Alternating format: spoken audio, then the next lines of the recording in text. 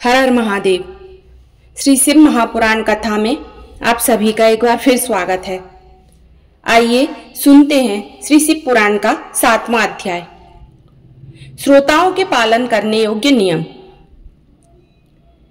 सौनक बोले, हे सूत जी, आपने यह परम पवित्र और अद्भुत कथा तो सुना दी।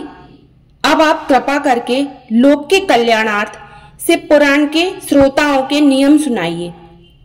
सूत जी बोले, हे सौनक, दीक्षा रहित लोगों को कथा श्रवण करने का कोई अधिकार नहीं है, इसलिए श्रोताओं को पहले वक्ता से दीक्षा लेनी चाहिए। कथा व्रती को ब्रह्मचर्य, भूमि शयन, पत्तावली पर भोजन करना चाहिए, परंतु भोजन कथा समाप्ति के बाद ही करे।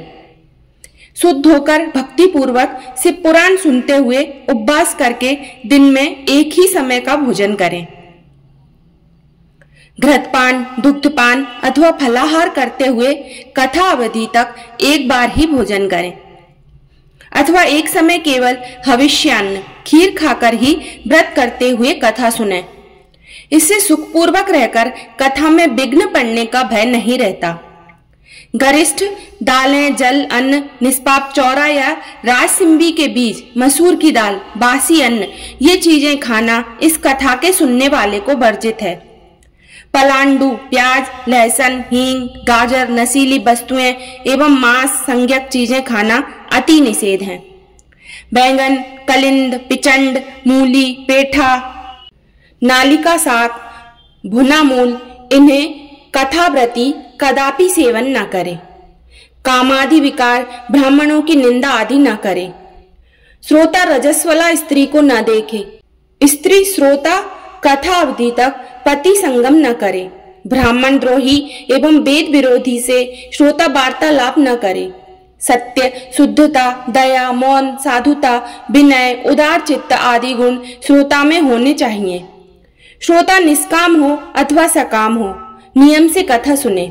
श्रोता निष्काम हो, कामना सिद्ध और निष्काम को मुक्ति प्राप्त होती है। दरिद्र, रोगी, पापी, निर्भोगी, निसंतान पुरुष इस कथा का श्रवण करें। सातों प्रकार की कांत, बंधा, दुष्ट स्त्रियां एवं जिनका गर्भ स्थान होता है वह उत्तम कथा सुने। इस शिव पुराण कथा के दिन कोटि यज्ञ के समान अति उत्तम मानने चाहिए। इन उत्तम दिनों में यदि अल्प वस्तु भी विधि से दान दी जाए तो उसका अक्षय फल प्राप्त होता है। इस प्रकार व्रत विधि पूरी करके कथा सुनकर परम आनंद युक्त उद्धापन भी करे। इसके उद्धापन धनी लोगों को 14 के दिन करना चाहिए। निष्किंचन गरीब भक्तों को उद्धापन का आग्रह नहीं है, क्योंकि शिव जी के निष्काम भक्त हैं, वे श्रवण से ही पवित्र हो जाती हैं।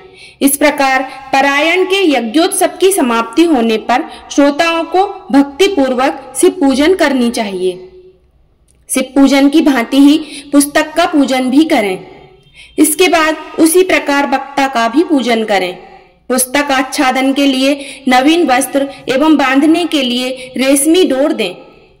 जो पुराण के लिए नवीन वस्त्र तथा रेशमी डोरी देते हैं वे इस युग में ज्ञान तथा भोग संपन्न होते हैं। वक्ता को बहुमूल्य वस्तुएं, अनेक प्रकार के वस्त्राभूषण और दिव्य पात्र देने चाहिए। जो लोग पुस्तक के आसन के लिए कंबल, अजिन, रेशमी वस्त्र, चौकी, पाट आदि देते हैं वे स्वर्ग में पहुंचकर मनोइच्छित भोगों को भोगकर एक कल्प ब्रह्मलोक में निवास करके फिर शिवलोक को जाते हैं। इस प्रकार वक्ता का पूजन करके सहायक पंडित का भी वक्ता से कुछ कम धन द्वारा पूजन करे। फिर अन्य आए हुए ब्राह्मणों का धन, धान आदि से सत्कार करे और गायन, बाजे, नृत्य आदि से आनंदोत्सव मनावे। श्रोता यदि विरक्त हो तो दूसरे दिन जो शिव ने श्री रामचंद्र जी की प्रीति कही है उस गीता का पाठ करे। श्रोता यदि गृहस्थी हो तो कर्म की शांति के लिए शुद्ध हवि के द्वारा हवन करे। रुद्र संहिता के प्रति श्लोक में अथवा तन्मयता से गायत्री मंत्र से किंबा इस पुराण के तत्व अथवा मूल मंत्र से होम करे। न्यूनाधिक दोषों की शांति के लिए भक्ति पूर्वक शिव सहस्त्र नाम का पाठ करे।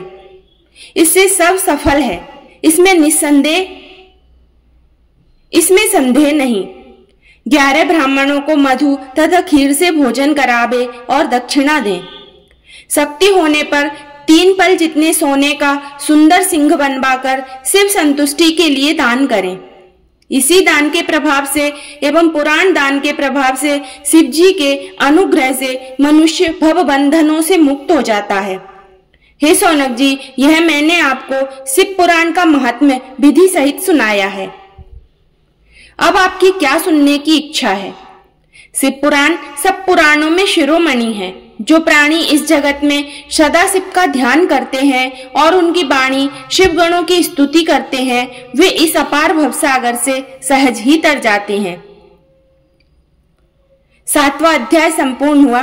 बोलिए श्री शंकर भगवान की जय।